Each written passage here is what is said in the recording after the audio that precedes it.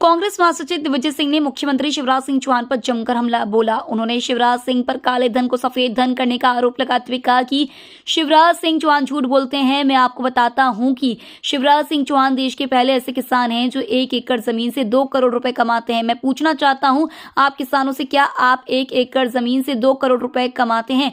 यह कमाई संभव नहीं है, लेकिन काले धन को सफेद धन में बदलने का तरीका है। दिग्विजय सिंह ने बसपा सुप्रीमो मायावती पर भी हमला बोलते हुए कहा कि कांग्रेस और भाजपा की लड़ाई में हाथी कहां से आ गया? कांशीराम तो चले गए, अब बहन मायावती है जिनके यहां बगैर दिए टिकट नहीं मिलता। जो जाता है धन देकर टिकट खरीदता है। कांग्रेस महासचिव दिग्विजय सिंह चुनावी मैदान में कांग्रेस प्रत्याशी कैलाश कुशवाहा के समर्थन में पौरी के बैराड़ में एक सभा को संबोधित कर रहे थे। इस दौरान उन्होंने आदिवासियों से कहा कि लाडली बहन का लाभ आदिवासी महिलाओं को नहीं मिल रहा है।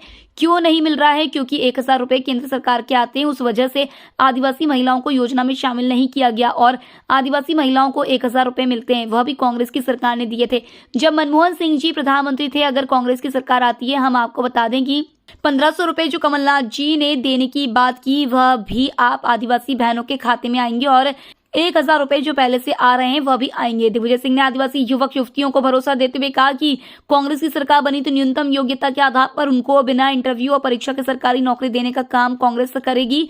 दिग्विजय सिंह ने शिवराज पर हमला बोलते हुए कहा कि व्यापम में बहुत सारा घोटाला हुआ और जिन लोगों ने घोटाला किया वह लोग तो आज भी सुरक्षित है, लेकिन जिन्होंने व्यापम घोटाले में पैसे देकर नौकरी हासिल की वह जेल की सजा काट रहा है।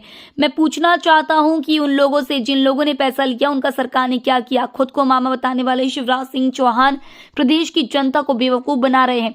बताना जरूरी है कि शिवपुरी जिले की सभी विधानसभाओं में मामला त्रिकोणीय है। यहाँ कांग्रेस और भाजपा के साथ बसपा भी मजबूती के साथ चुनाव लड़ रही है और कांग्रेस से बागी होकर पौरी से प्रद्युमन वर्मा कांग्रेस और भाजपा दोनों के लिए मुसीबत बने हुए हैं। यही वजह थी कि पौरी विधानसभा क्षेत्र की जनता को संबोधित करने आए दिग्विजय सिंह को ये कहना पड़ा कि लड़ाई भाजपा और कांग्रेस की है, ऐसे में हाथी बीच में कहां से आ गया? हमारे सहरिया जाति में कुपोषण की शिकायत होती है। कई बच्चे पैदा होते ही उनका पालन पोषण नहीं सही से हो पाता है और कुपोषण को समाप्त करने के लिए केंद्र सरकार ने 1000 रुपए प्रति परिवार को देने की योजना 2011 में कर दी थी। राज्य सरकार को जानकारी इसकी थी, लेकिन राज्य सरकार के मुख्यमंत्री शिवराज सिंह चौहान ने उसको ठंडे बस्ते में डाल दिया था और 2017 में उस योजना को उन्होंने फिर लागू किया चुनाव के पहले। तो ये कहना गलत है कि जो 1000 रुपए हमारे सहरिया समाज के परिवार में जो पैसा डलता है वो भाजपा के जमाने का है। नहीं, केंद्र में कांग्रेस सरकार थी उसका पैसा है।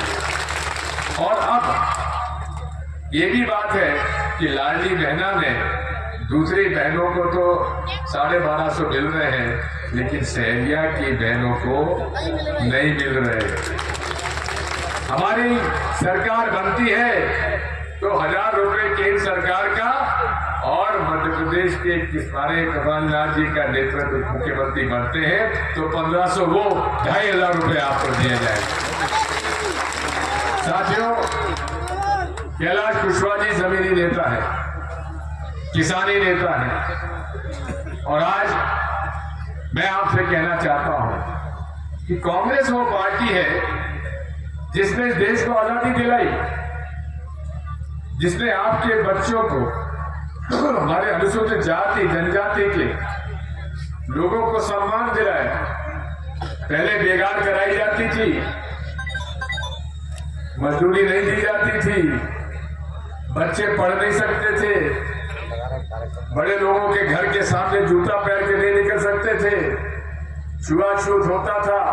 ये सब बाबा साहब अम्बेडकर के संविधान ने आजादी में हम लोगों ने आपको दिलवाया। हमेशा कांग्रेस ने